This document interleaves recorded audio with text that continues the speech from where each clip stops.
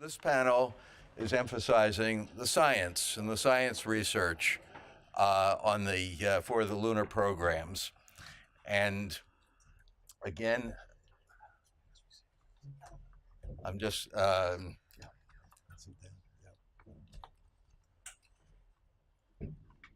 we will have the presentations in succession. Ellen Stofan, former chief scientist at NASA, James Carpenter from the ESA Research Center, STEC in the Netherlands, Clive NEAL from the University of Notre Dame, CARLE PIETERS from Brown University, and Philippe Longonnet from the Diderot University, Paris, Diderot-Sorbonne. All tremendous amount of experience in working on lunar programs and lunar science and the moon rocks.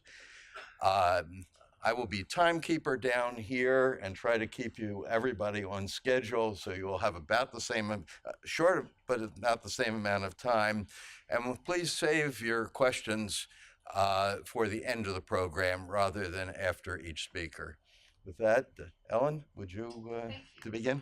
I feel like we're entering in a really exciting time period over the next 5 or 6 years when we get the Lunar Gateway up and functioning.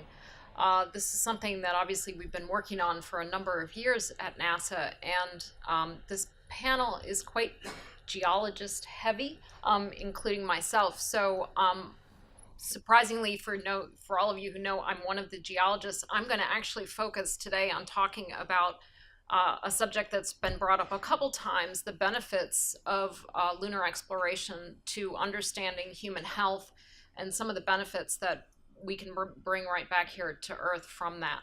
I also don't want to misspeak about any of the geology in front of my former professor, CARLE, so I don't want to get in trouble. So this solves all those problems.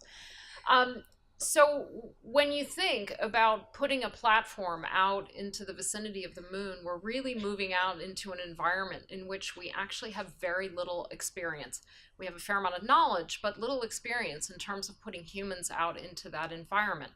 That environment is unique compared, as most of you well know, compared to the environment around the Earth where the International Space Station sits, because we're going out into a fairly interesting mixed field radiation environment. You're being subjected out in that environment outside the protective Van Allen belts around the Earth. You're being subjected to solar radiation as well as galactic cosmic rays. So this is an environment in which the effects on living organisms are not actually that well understood. Up at Brookhaven National Lab, where our NASA investigators have been working for a number of years, we just only in the last couple of years got up to galactic cosmic ray speeds to actually be able to do experiments on model organisms and tissues. So going out into this environment is really exciting from a scientific research point of view. So that's one of the primary ones. If I can have the next slide. So when you think of going out into this environment, there's a whole range of human health challenges that we can address. And I've already spoken briefly about the radiation issue. But if you think about the fact that what radiation does is it actually causes DNA damage. Now that's something that's happening to all of us every day here on Earth from a number of different factors. We all repair somewhat differently. Some organisms, some humans are much more efficient repairers of DNA damage than others. So being able to have a laboratory where we can be sending tissue samples, we can be sending model organisms out into that environment, doing experiments, understanding better these issues of DNA repair is really critical. Again, not just to make sure that we can keep astronauts who are living and working out in that environment healthy, but understanding those benefits for human health right here on Earth. And when I have spoken about this over the last several years to people who are specialists in brain research, cancer centers, people who are actually not our conventional NASA research base, they get incredibly excited about the idea of being able to put, for example, tissue samples out into that lunar gateway, do experiments, and really start getting at some of these aspects of how do we repair DNA, how can we use that to benefit human health right here on Earth? Now, obviously, there are a number of other different health effects that astronauts suffer in microgravity, from the intracranial pressure issue that we still don't completely understand but need to do more research on, bone density loss and muscle wasting, which we do fairly understand, and we've developed some good protocols for combating that over the years on the International Space Station, but there's still a lot of work to be done. And as we utilize not just the Deep Space Gateway, but actually going down to the lunar surface, the partial gravity environment and its long-term effect on the human health system is another thing that we would really like to get access to do a lot more research. We've obviously done extensive work, and I say we as the international science community working on these issues with centrifuges, but that's no replacement for actually, again, being able to have model organisms, being able to have humans actually in that partial gravity environment on the surface of the moon. So that's another exciting avenue of research that we're looking forward to.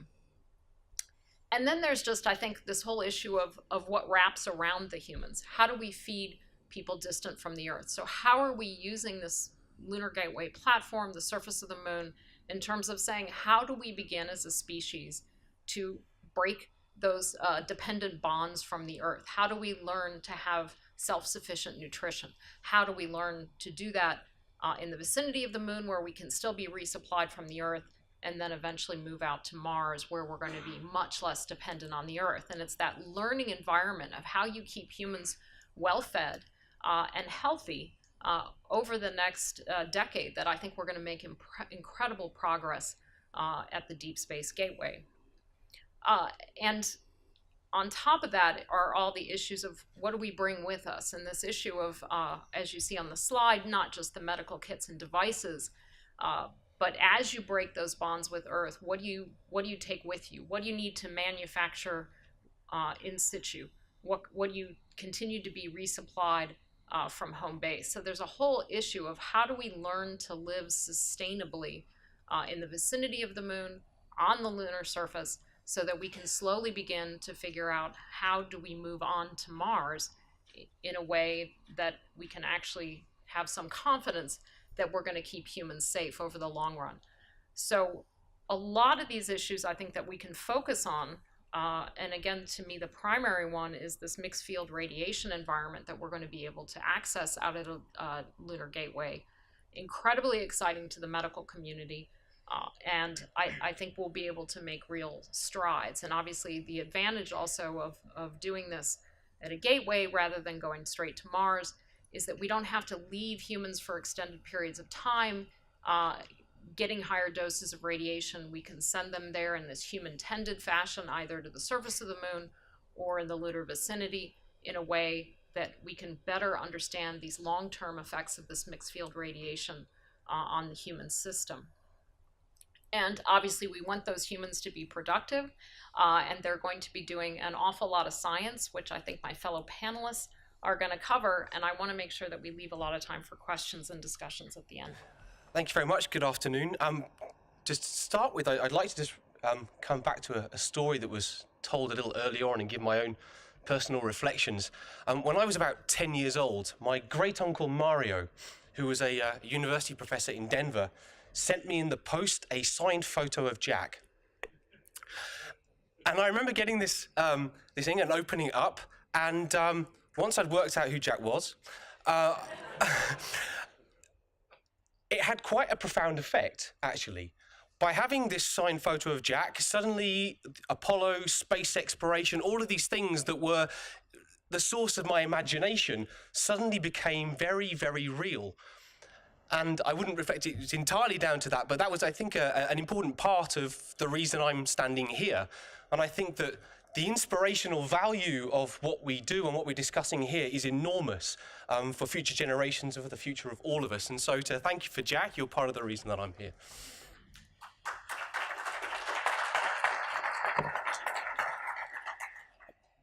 So what I wanted to say was that the science of space exploration has always been international. It was international for the recent ESA Rosetta mission to a comet. It will be international for the ESA Bepi-Colombo mission to Mercury. It was international on the Indian Chandrayaan mission, which PIETERS was so involved with. And it continues to be international on missions like the Lunar Reconnaissance Orbiter, where European teams are providing scientific inputs and have provided support and contributions to the payloads that are producing the data that's changing our understanding of the moon. But as Jack said, it was also an important part of the science of Apollo. So European, and I speak from a European perspective, European scientists and laboratories were deeply engaged from the very outset in the analysis and the science of the samples that were coming back from Apollo. And actually many of the grand masters of European sample science that I have met and known started their career on Apollo, learned their skills and their craft working with Apollo samples. But to recall a cliche, the Apollo samples are the gift that keeps on giving, and they are a legacy that lives on. So a new generation is now coming back to those samples with new techniques, with new technologies, new instrumentation, and the new information that's coming from those samples is transforming our understanding of the moon, of the Earth and moon as an integrated system, and of the history of the solar system. So I won't dwell on that too much, other than to say that this continues to really be an international endeavor. So I learned from Ryan Ziegler, the Apollo curator, that between 2014 and 2016, 38% of all of the requests for Apollo samples for research came from Europe. So Europe continues to be a major contributor to the science of Apollo, even all these years after Apollo has finished, and will, I hope, continue to be a major force for research and for science in what is to come. So I give you an example here of something you can even go away and look at afterwards, which is the Apollo virtual microscope, which has actually been put together by the Open University in the UK, where you can look at a vast array of Apollo samples as though looking through a microscope and manipulate them and look at them. And it's a fun tool to play with, even if you know nothing about geology. So as we look to the future, I think we have cause to be very optimistic about what's coming. So Dave showed you earlier this slide of the global exploration roadmap. And so just to recap, this is a coming together of the plans, the aspirations, the strategies of multiple space agencies. And published in 2018, in January this year, this reflects what I think is a quite remarkable agreement and consistency of vision and of strategy by these space agencies around the world. Now, this would seem to foresee humans returning back to the lunar surface as the next destination for human exploration, and the lunar surface being the place where we learn as an international community, as a species, what it means to live and to work off-world, where we learn that we gain the knowledge, we develop the technologies and put together the expertise that will enable us to move on into the solar system, to Mars and beyond, in a sustained, a sustainable and a permanent way. And so think about what we do at the lunar surface. We have a number of missions that are being discussed. So of course, what we would like to have are the human missions to the lunar surface, and the science return from these will be outstanding and extraordinary and transformative. But on the way to those human lunar missions, there are things that we can do. So we've heard a lot already about the Gateway. Now, of course, the Gateway as an enabler for lunar surface missions is the gateway for all that science and where all that science can come from. But in the meantime, we've done consultancies you've heard about already, working with the science community both in Europe and here in the US. There was a fantastic meeting in Denver last month, looking at the science that could be done in the Gateway, echoing a meeting that we had in Europe at the end of 2017. And there is a huge opportunity here to do some fantastic science in deep space through the enabling that comes from access to that environment, from the radiation biology and physiology that Ellen just spoke about, and from astronomy and physical sciences and a wide array of things. So this is a great opportunity and one that we're looking now to capitalize on and enable. But then as we look forward to the lunar surface and lunar surface access for the international community, a number of agencies working together on the Heracles mission on a human lunar precursor architecture with robotic missions. So Dave mentioned this in his talk as well, and this would be a mission where we would have robotic elements going to the lunar surface with long-range mobility, gathering samples, carefully selecting samples and returning those back to Earth through the Gateway. So this again would be an exploration-driven mission to qualify the technologies and ready the human missions that would follow, but would yield a scientific return in the meantime that would be extraordinary and very high. So science will be a beneficiary of this exploration, but science is also an enabler of exploration. So as we seek to go onwards in a permanent and sustainable way, there are some things that we are just going to have to learn that science will teach us. So there's been a lot of talk about resources and the need for resources. And so clearly, if we want to move on in a sustained and sustainable way, one of the things we are going to have to learn to do is to master the use of local resources to meet the needs that we have as we explore. So here, one example of this are the lunar polar ices. So this is something which there have been a lot of recent discoveries, a lot of results from recent missions that have given us a lot of excitement about lunar polar ice and the opportunities that it brings. This is actually a very old scientific question. The oldest paper that I have seen on this subject was published by a French group in Nature in 1892. So this is an old question with some very recent results that have changed the situation a little bit with regard to these. But for these, and indeed other lunar resources, if we really want to understand if they're usable, if they are really an economic facility for us in the future, and if we want to understand how we will use them, then we have to get to the surface, we have to prospect, and we have to understand them better. And so to do this, we are working with international partners and with the science community and with industry in Europe to prepare something called Prospect, which you heard about earlier, which is a package to understand the resource potential of lunar ice, but also to make measurements of the fundamental chemistry that would underlie other processes for space resource utilization. And then building on this, we're looking to develop an in-situ resource utilization technology demonstration mission, which would happen around before 2025, that would verify and qualify the technologies that are key to enabling space resource utilization as a capability for future human exploration. So things that are not on the critical path of getting there, but that are important to the sustainability and the longevity of this endeavor. And so universities are a really important part of how this is going to happen. We work with universities extensively across Europe and across the world, and universities play important roles. So they perform enabling research that makes this possible. They perform technology and instrument development that is fundamental to making this possible and to getting the information that we need to make this work. They are sources of new inventions and new creation, innovation and new ideas, things that inform us and can disrupt the way we're doing in very positive ways. They deliver the science outcomes that help to justify the entire endeavor, and they are the places that qualify and create the workforce that will be the explorers of the future. And so you, the university people here, the work you are doing is making this possible, and you are delivering benefits which help justify the entire endeavor. So for you, thank you very much. Good afternoon, everybody. I'm Clive Neal from the University of Notre Dame. And am I European or am I American? Can be a little confusing sometimes, but I think I'm an American here now with my Northern Indiana accent. So I want to thank USRA for the support that it's given me throughout my career, both through the LPI and USRA headquarters, especially with the Lunar Exploration Analysis Group, and I'm going to be mentioning them a little bit as we go on. The good news is I am no longer the chair of that, and I've handed it off to a much younger, more capable person. So that is good for the community.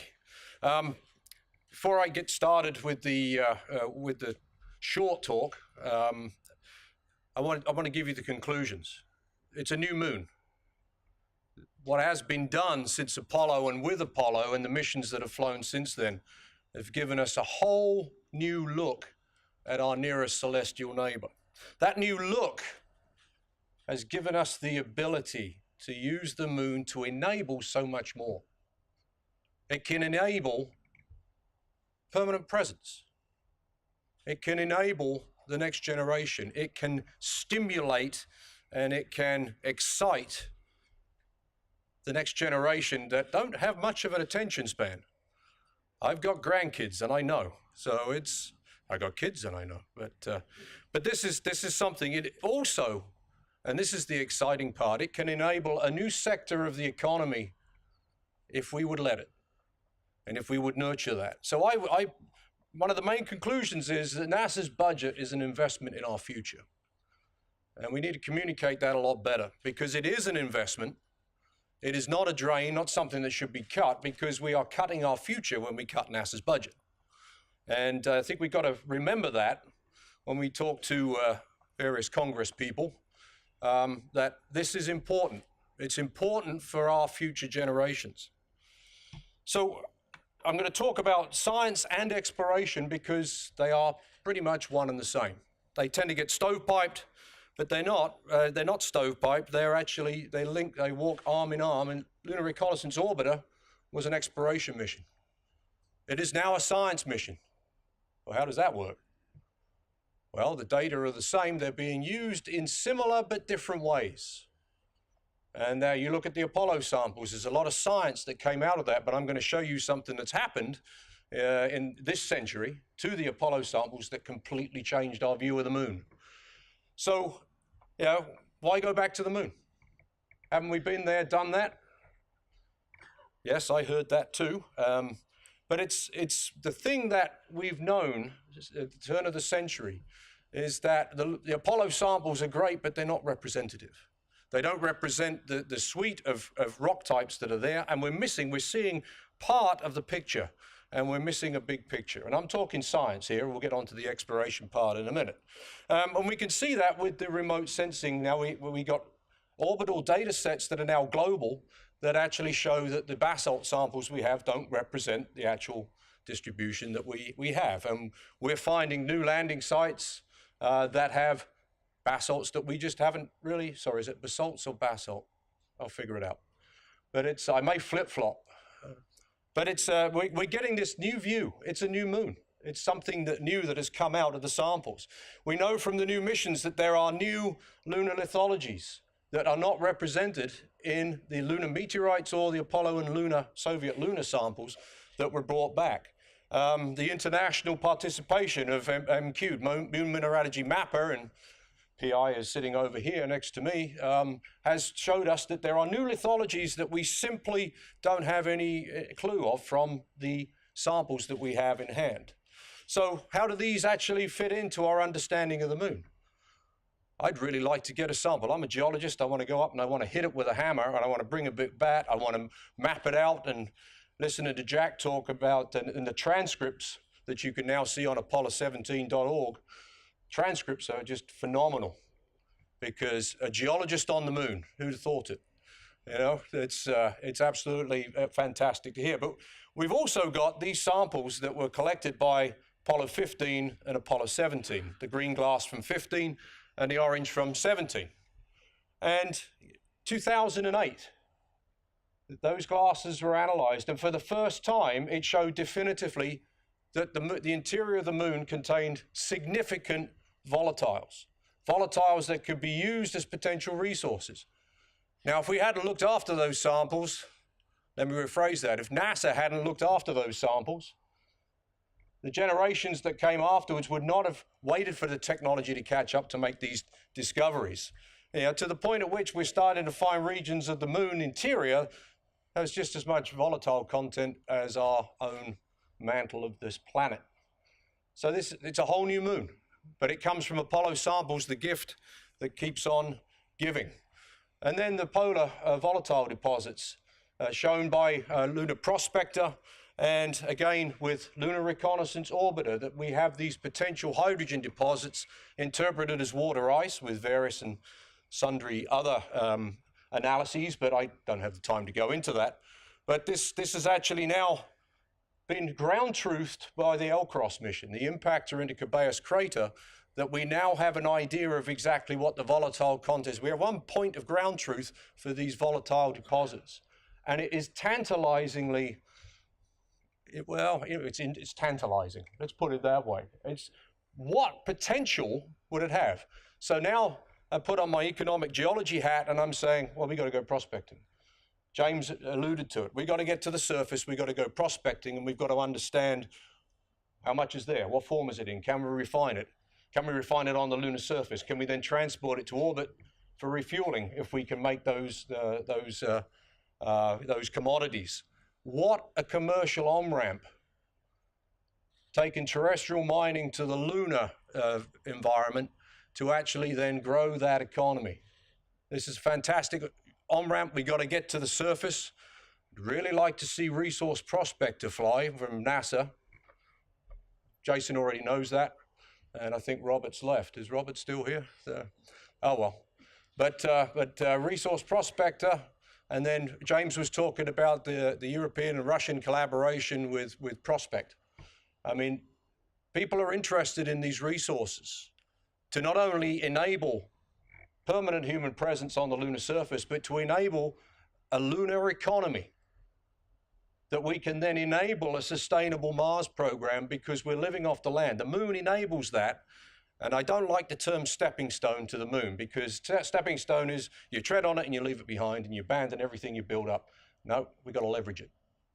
We've got to leverage it so that we can keep using the resources, we can keep leveraging those economic incentives so that we can have a permanent Mars presence that we can go once and keep going in a sustainable fashion. So in terms of those resources, the League published this volatile SAT report back in 2012. There's a second one that was conducted last year. The report will hopefully be out soon. But it looked at these types of criteria for where we should go to at the poles to actually find these volatile deposits. And it looked at slope, it looked at hydrogen content, it looked at, can it be navigable by current rovers? Is it adjacent to and outside? Are these deposits outside or inside a permanently shallow region? You see it for the South Pole, Cabeus and Shoemaker, Nubile vicinities meet the general requirements. You go to the North Pole, that looks a little bit more attractive based upon these criteria. We now have the data sets to run these simulations to actually then enable where prospectors go. Prospectors go get the data in the third dimension and in much better fidelity that then business cases can close based upon the data that comes back.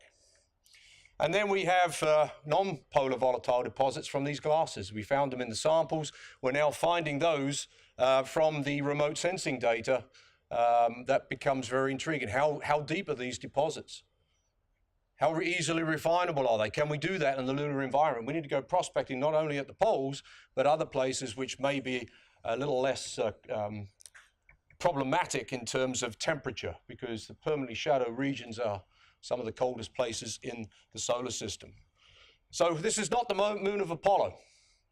We've got a new view, and universities have been heavily involved in making that a reality. My research group has a saying: you can't be a Martian without being a lunatic. Because if you want to do flags and footprints and say, right, we've been there, done that, then you do flags and footprints on Mars and declare victory. If you want to go there again and again and again with a sustainable presence, the moon will enable that. It's not a stepping stone, it is an enabler. We don't abandon the assets that we build up. This is a destination for scientific discovery. University research, again, is now pointing to places on the surface where we can go using the data sets to actually inform us more about that. Resources. We're interested in, from the scientific community, how do they get there? How do they form? Where do they come from? Are they renewable? We don't know. But that's important in terms of exploration and the enabling activities that would go on to go beyond the moon. The moon contains resources that could help stimulate a vibrant lunar economy. We have the potential there to create and nurture a new sector of the economy. The lunar orbital platform could stimulate this because it could become a refueling depot, hopefully, or at least an asset that would be enabled by that. There are possibilities that are out there now, and we need to think very carefully for the long term. What is the end game? And then this needs to be an international effort in order to establish if these resources are actually reserves. They're economically extractable. They're there in enough quantity to be viable from an economic sense to bring them out. And then we got to go prospecting. Thank you very much. one of the principal themes that I want people to register and take home and use as we move forward is that this is the Earth-Moon system we're talking about. The Earth and the Moon were forged at the same event. The Moon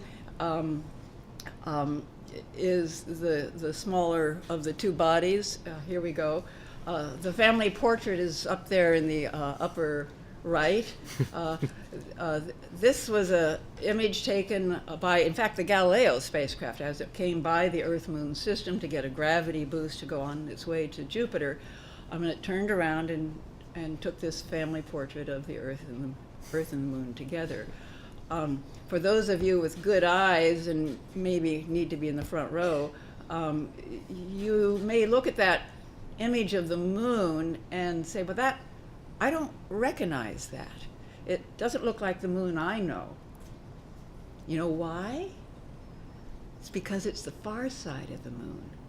The orientation here is the Moon, the Earth and the Moon, and the Sun is over to the right. So you're looking at the far side of the Moon from this perspective. If you were on the Earth, you would be looking at the part of the Moon that you recognize all the time. So not only is it the Earth-Moon system, but there's a lot in perspective as well. One of the things that I want to keep coming back to in the little time that I have here is to re-emphasize this Earth-Moon system. On the Earth, as Ellen alluded to, a lot of us are geologists, and the Earth is a wonderful planet. It has plate tectonics, it has weather, it has storms, it has rains, but it's sort of reinventing the surface every 300 million years. It has very little of its ancient history that we can recover. It's almost the opposite with our neighbor, the Moon. We have the story of the early part of the solar system, and the immediately following the creation of the Earth-Moon system, we have the record that's restored on the surface of the Moon and in the interior of the events that happened to create planetary bodies in our solar system. This is fundamental solar system science. And a couple of the items I have here to remind me of that. Just below the family portrait is a diagram that has time on the horizontal axis, and the present is shown in the little blue line linking up to the present Earth-Moon system in the family portrait.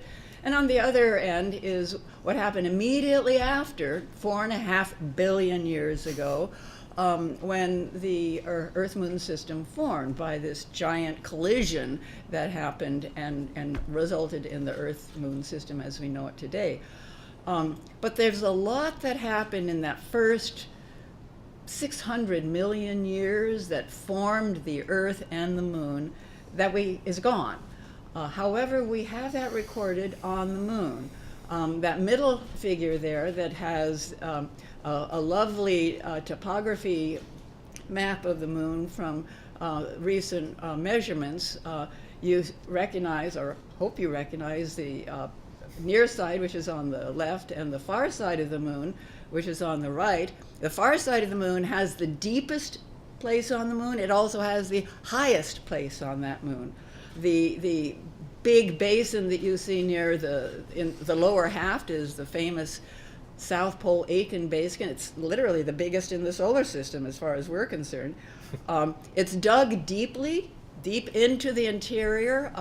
Has not been filled with the basalts that we see on the near side so much. This is a treasure. This is where we want to get the samples that tell us how planets are formed, what the interior components are made of. We don't have to drill down, 100 kilometers. The impact craters have done that for us. And through the period of this first 600 million years, there's at least 40, 50 of these enormous basins. It was a violent part of the solar system. It made these huge basins on the Moon. Clearly, the same thing happened on the Earth. It was a very violent place, let's say. And it was one of the key questions, okay, is when was it quiet enough for water and critters to begin to form in this part of the solar system? That record is gone on the Earth, but we have the record of the solar system history right on the moon, and it's there for us to continue to look at. Now, just above those two images of the moon that have all these big basins on it is a normal image of the near side and the far side of the moon taken in invisible white light. But that little sort of orange circle is approximately where we got all the samples that we have in the Apollo collection. There's a few additional samples that the Russians obtained just over to the left along Mare Crisium. These were automated sample returns that we have not yet done, automated sample returns. But to reinforce one of the items that Clive mentioned, the samples that we have, beautiful and giving as they are, they're limited.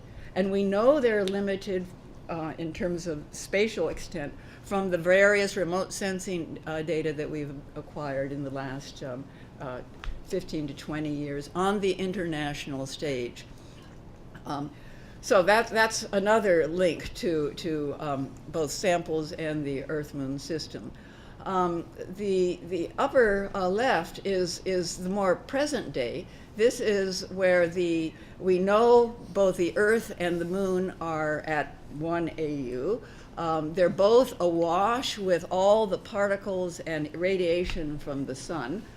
Some of it's extremely harsh. That's the sort of thing that Ellen mentioned you have to protect from for human activities. You have to protect spacecraft from some of these large events as well.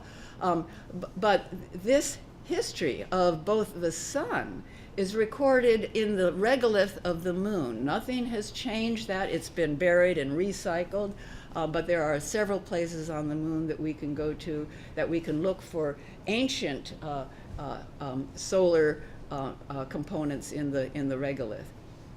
And the last thing I'll leave before I turn it over to my colleague on my left is just reinforcing the samples.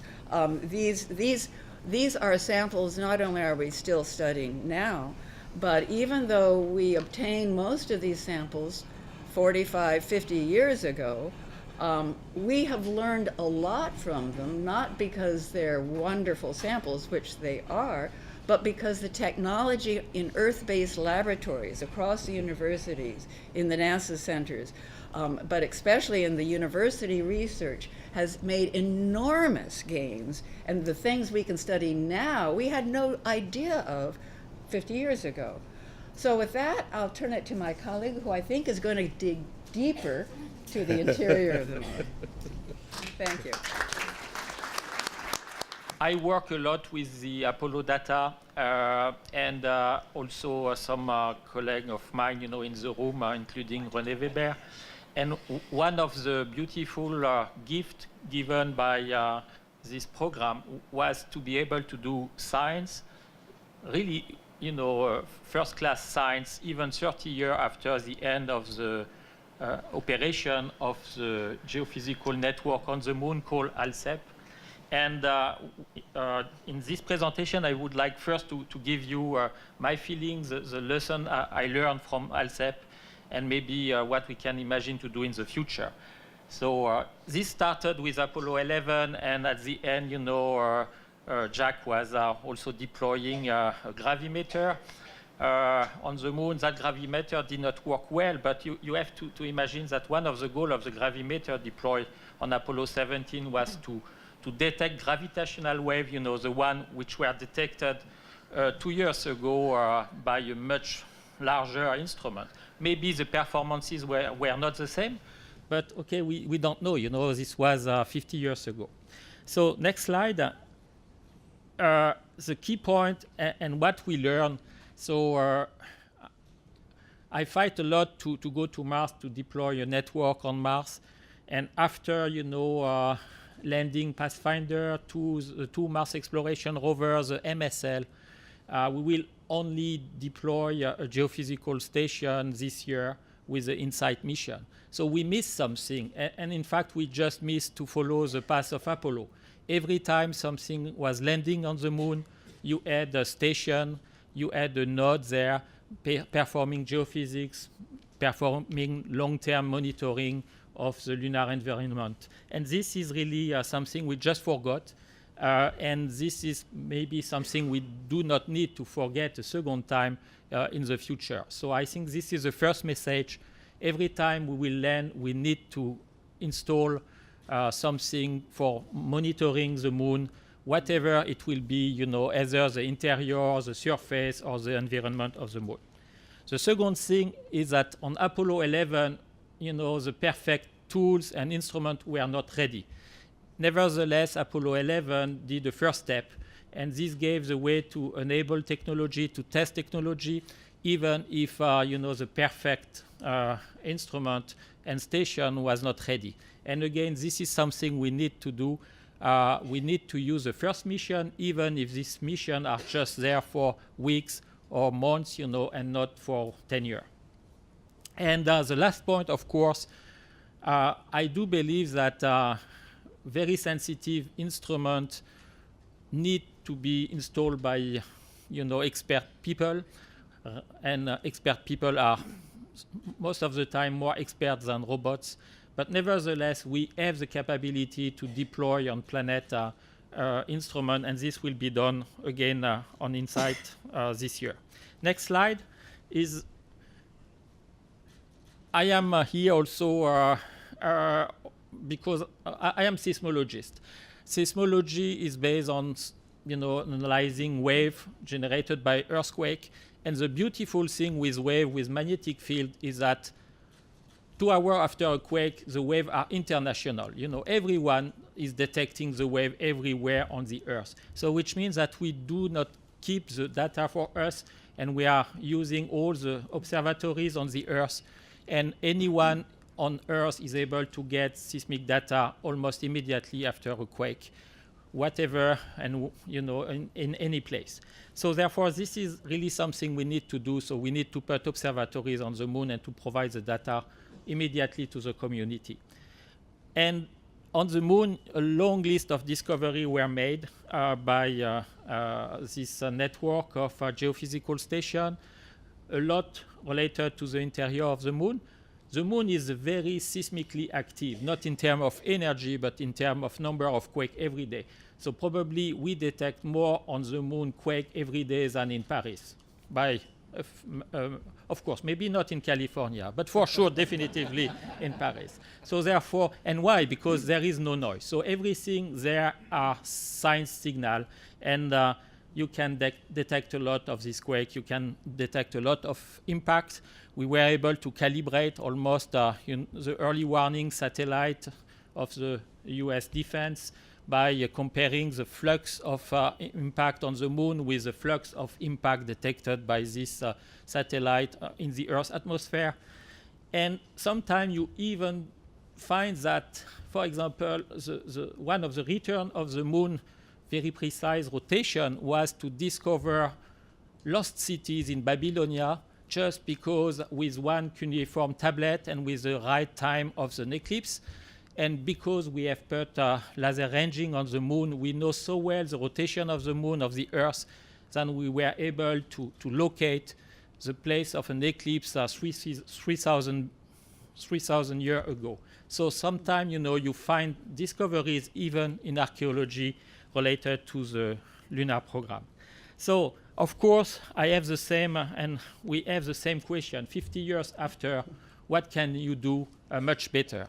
The key point is that, next slide, is that 50 years after, of course, and these are, you know, all the list of discoveries, including also the case of the Earth. So the moon is really related to the Earth, and I do believe that as long as we will have not the detail of the impact, it will be very difficult to demonstrate if there is or not a link between the moon collision and plate tectonics. And this is just, you know, one of an example.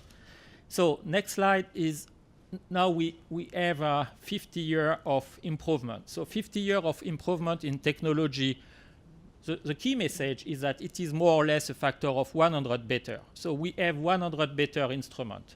And this is only a list of a few instruments. You know, you can pick up this instrument in many places in the world through a competition. You will get more or less the same, you know, 100 times better, even sometime it will be 200 times better. So, but 100 times better is completely new words. And this will be my last slide. When you want to look for, okay, the next slide. So when you want to look for deep interior, so for magnitude, so 100 times better mean 100 times more signal. So we will see not 100 impact per year, but we will see 10,000 impact per year. We will not be able to go down to 500 kilometers, but we will be able to go down to the center of the moon. We will be able to see all the small details. And on the top of that, we have now the way to do to use flash from the Earth to do exploration of the crust in a way very similar to what is done by oil exploration for the lunar crust, addressing issue on resource, because we'll have thousands of impact. We will know the timing. We will know the location of the impact because of the flash. And the last point, of course, is that when you get something 100 times better, you will discover new signal. We can maybe go back to Apollo 17 gravimeter and see if we are able to deploy on the moon that time something able really to detect gravitational wave. So, thank you. Questions? Anybody? Yes. Hi, my name's Christopher Wojcik. I'm a science writer, author. I'm curious with this lunar gateway platform, what kind of science could be done there that can't be done on the International Space Station? Because that's an orbiting facility, correct? Yeah, the big difference, if you're just talking, for example, when I was speaking about human health, the big difference is you're out in that mixed field radiation environment. The space station is inside the Earth's protective magnetic field, so there's not as much radiation, more radiation than on the surface of the Earth, but not nearly as much as out in the vicinity of the moon, which is the same radiation you'll basically get on the way to Mars. So it's a unique environment that we can't replicate except out there. So that is a hugely unique from that point of view. I can't speak to, I mean, obviously it's a unique place enabled to do telerobotic exploration of the surface of the moon. We've got many heliophysics experts here in the audience, and I really would like to defer to them to make a comment on that, because I am sure there are things they could add that those of us on the panel don't. Besides, CARLE already brought up one issue, but the platform itself, I don't know. Dan, if you have. We know the radiation is bad. I don't know how much more you can study that. Saying radiation is bad is actually really not sufficient, because again, the radiation isn't constant. It's mixed field, so you have solar radiation, which depends on the flux of particles coming from the sun, and then you have galactic cosmic rays, which are not constant either. They do different things all of them cause damage to DNA, but how that happens, the reaction to that damage is something we don't know a lot about. And again, we can't replicate that environment very easily at all on the Earth. And it's an extremely valuable environment to understand, again, how do our cells, how does our DNA respond in that kind of environment? We then take that information and use it to hopefully in the end make us all healthier. Dan Baker, I don't know if you want to comment on the. Okay. Maybe if I could pick it up as well. So in the end of last year, we had a workshop at ESTEC in the Netherlands. We had about 200 scientists from across Europe attending that, and the question we asked them was this: what science could you do on a gateway in this environment, and specifically what could you do that you could not do in low Earth orbit on ISS or on any existing platforms or platforms that are currently planned? And we had 100 ideas. You can download them. It's a 600-page document. It's very quick to read, outlining all of the science that could be done. So I would say that the life sciences came out as a very strong one, but very specifically looking at this radiation environment. So again, you have these solar protons and the acute effects that come from those. You have galactic cosmic rays, which are sort of single point stochastic effects, where you're looking at the fracturing of DNA, single and double strand breakage, and then the reconstruction of DNA and repair processes, but also how those repair processes are affected by the microgravity environment and that integrated mixed field radiation with microgravity, and understanding how those things in an integrated sense affect human physiology and the way that would feed forward to future exploration. There's also, along a similar vein, understanding the effects of that radiation field for astrobiology and the potential for more microorganisms to survive in deep space. And so for life sciences, that was really the focus. For physical sciences, we found that was much weaker.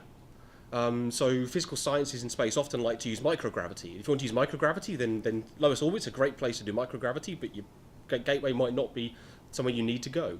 So for physical sciences experiments, we were looking at things which either dealt again with the access that you have to very, very high energy cosmic rays, so you have particle physics types experiments, but you also can do things that involve very, very long baselines, where you're making parallel measurements in low Earth orbit at Earth's surface, maybe surface of the moon and on gateway, looking at the way that they integrate together, perhaps looking at the combination of gamma ray bursts and gravitational waves and how those things are related to each other. We had research that about accessing the deep space environment, so you could be looking at interplanetary dust or interstellar dust collection and having access to those. And then, of course, there were things to do with astronomy, astronomical measurements that you could make, largely sort of Pathfinder type experiments maybe for the kind of radio astronomy that we heard about earlier that could be done from the lunar far side. And then, of course, there is the science that would be enabled by lunar surface access and the role that Gateway could play in an infrastructure that allows sustainable and repeated lunar surface access and the return of samples to Earth, which really opens up a whole new world of planetary geology. So I think all of these things is at different timescales are good science returns that we could expect from Gateway. And if I could just add quickly, one of the things I meant to mention earlier and I didn't, is I hope this actually will make us also turn back and look at our utilization of the ISS as it comes towards an end, in terms of saying, given that we're going to have a microgravity platform out in deep space, how do we best utilize the ISS for the time remaining to make sure that we're really pushing towards this new economy in low Earth orbit? We want access to the global moon.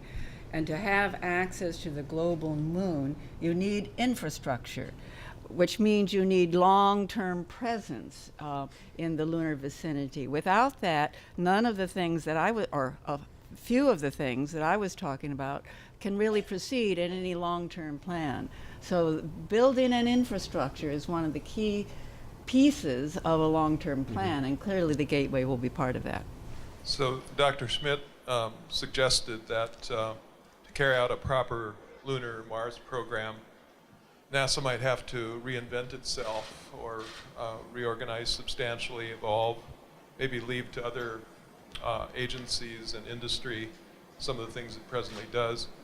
So how does the policy evolve here to assure that that what should be left for NASA or for the new NASA and what should go to other agencies? What would be the process by which we evolve our NASA and other agencies in order to accomplish the vision that's being expressed here today? Anyone? All right, I'll get myself in trouble and take a leap at that. You know, NASA does need to focus. I'm in complete agreement on that. But I would argue there's no need to reinvent NASA to do that. The agency has been. This is something we've struggled with over the last 4 or 5 years. We've tried to hold every possible future open, and what we need to do is have a very specific future. And if it's a deep space gateway, moving to supporting the commercial sector and international partners getting down to the surface, or us getting to the surface, followed by Mars, a specific architecture for Mars, we can make progress and really focus and still be the amazing NASA that's moving the country forward in aviation, that's doing what the commercial sector won't do to understand our planet, that's doing amazing planetary science, and that's studying our universe. And I'm going to argue we can do all those things. The agency does need more focus, but I think that's doable. I'll have a crack at that one. And I'll probably get myself into trouble as well. But I think what we're seeing here is a new way of thinking. A new way of thinking, it takes time to warm up to it. For example, the gateway. It's taken me time to warm up to it because I'm thinking, oh, we're going straight to the surface. I want to see that. I've got to be patient. And I think that the detailed build-up of infrastructure and how we go about investigating, and that's why I had on my slide, science and exploration synergies. They really are synergistic. And I think that we start to see maybe the resource prospector mission that I alluded to being a science and exploration mission. It started off in exploration, same as Lunar Reconnaissance Orbiter. It's now in science. But there's a partnership that could be had there. You look at the notional architecture for the robotic mission, it's with partnership with human exploration. There are synergies there that I've not seen before, that I'm hoping that will become part and parcel of the new way forward. And part of that is the commercial aspect. And so being able to do the groundbreaking science that brings back data that will then enable business plans to be met is the new NASA. And you know, I'm not 26, all right? I like to think that I'm open to new ideas, but then you wake up one morning, look in the mirror, and you've become your father. So you've got to stay open to new ideas, and I get in the gateway. I get it now. It's part of a overall infrastructure, but we got to get to the lunar surface because that's where the enabling assets are. Going around in a near rectilinear halo orbit. Very good. Oh. All right, geologist. So is good, but we want to get to the surface, and we need to establish some infrastructure so that it can be leveraged when NASA goes to Mars.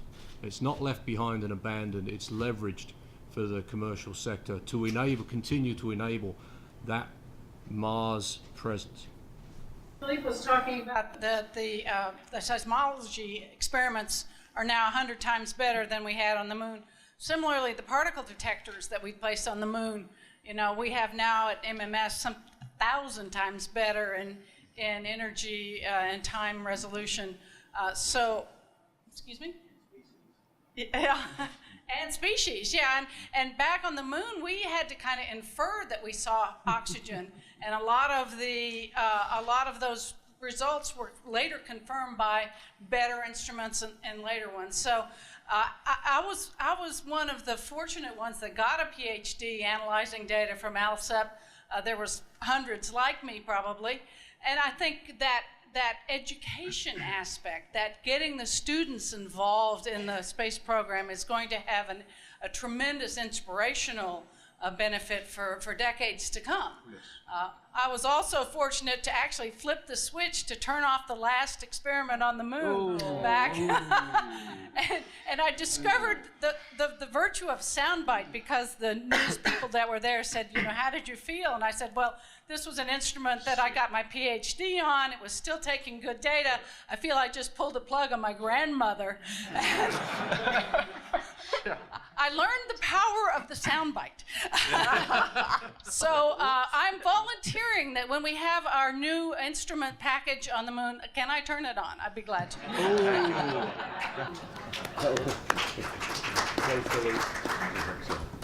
And I will suggest that the next time we send a station on the moon, we have no way to turn it off. No, but I think you are correct. In fact, this was the last words of my slide. You see, the moon is also very interesting for. The moon is a big detector. It's a big detector of wave. It's a big detector of solar wind. It is a big detector of high particles. In some way, I do believe that we need to go to the surface. But I also completely understand that science was not completely inside Apollo at the starting point, but at that time, very rapidly, science was a very important part. The primary goal of Apollo was, if I take one of the first message, to beat the Soviet in the space competition, but science was there, and at the beginning, science was there. And I do believe that we can have the same path. If we go to the far side, we will need telecommunication, we will need to transmit the data. And when you are in orbit around the moon, there is probably a very smart and efficient way to go down, especially if you want to go down one time and not to go back to the gateway. But therefore, this will open a lot of perspective and for all the science, whatever it is. And, you know, we will see when I was finishing with this Apollo 17 gravimeter, the idea was to use the moon as a big Weber. In fact, it turned out that Weber was a PI, but it was a big oscillator, Weber oscillator. And the idea is that if you have a source of gravity wave which is tuned with one of the frequency of the moon, then you will see the continuous excitation of the moon because of that source. So this is really something in the textbook, and it might be possible that because of the stability of the moon, you will get this picometer resolution you need to get this wave detected. Hi, for our meteoriticists and geologists in the room, we've discovered 5 meteorites on Mars. Has there been any thought about the meteorites that we should be able to detect on the moon? And also, is there a holy grail that would be a Earth meteorite that we would find? Thank you. All right, that's, we have found meteorites on the moon, and the gentleman to your left there is part of the paper, David Kring. His group has found, in the lunar samples, has found evidence for meteorites in the samples that were brought back. In terms of an Earth meteorite, if you take a look at the moon and the current impact record that we're actually starting to quantify with Lunar Reconnaissance Orbiter, it is possible, although I think to have an impact on Earth, maybe Chicxulub was big enough, but few and far between since the Hadean in Earth's history. So the Earth meteorites would have to survive a long time unless you were fortunate enough to get a rather hard sample of granite to go up to the moon from Chicxulub. So I think looking for those, it's possible. I think if you put it in as a competition for a mission to go there, it would be serendipitous. Yeah, serendipitous science is very important. We've seen that throughout Apollo. And so there's a number of discoveries that were made serendipitously. It's important to have that human eye involved to make those, and a hammer, but to make those discoveries, because robotics are getting better and better, but they don't replace the human cognitive way of doing things, or the trained geologist, if I may say, way of doing things. And it's important to have that when you make your discoveries. And if you look at the Soviet lunar robotic mission sample returns, they brought back less than 1 kilogram, whereas you look at the 6 Apollo missions, they brought back 382 kilograms. And the returns we've gotten from that in the science community is important, and in a way we have to thank Apollo for our cell phone. That's the evolution of Apollo right here. That goes on and on and on and on, because we were set down that path of miniaturization because we had to. So I think it's important to keep that in mind. So serendipitous science is important. Humans to the surface become very important, not only to learn how to work off planet successfully and be there a long time and go to Mars, but also to make those scientific discoveries. I want to thank our panel.